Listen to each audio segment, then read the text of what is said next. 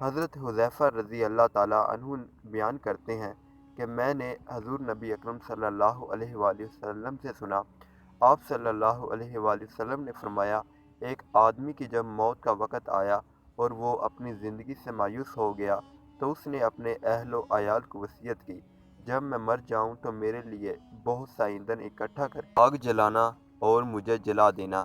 جب آگ میرے گوشت کو جلا کر ہڈیوں تک پہنچ جائے تو میرے جسم کو لے کر پیس ڈالنا اور کسی گرم ترین دن میں یا جس روز تیز ہوا چلے تو میری راکھ کو دریا میں ڈال دینا۔ بس اللہ تعالیٰ نے اس کے اجزاء کو جمع کیا اور فرمایا، تو نے ایسا کیوں کیا؟ اس نے جواب دیا، محض تجھ سے ڈرتے ہوئے۔ بس اللہ تعالیٰ نے اس کی مغفرت فرما دی۔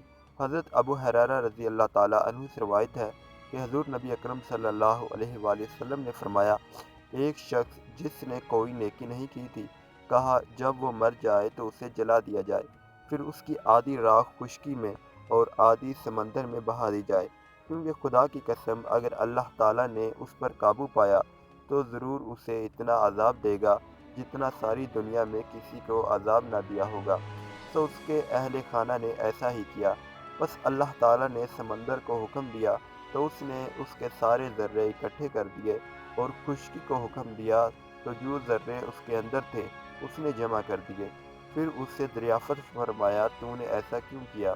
اس نے عرض کیا، اے اللہ، تو اچھی طرح جانتا ہے، تو اس سے ڈرتے ہوئے۔ بس اللہ تعالیٰ نے اسے بخش دیا۔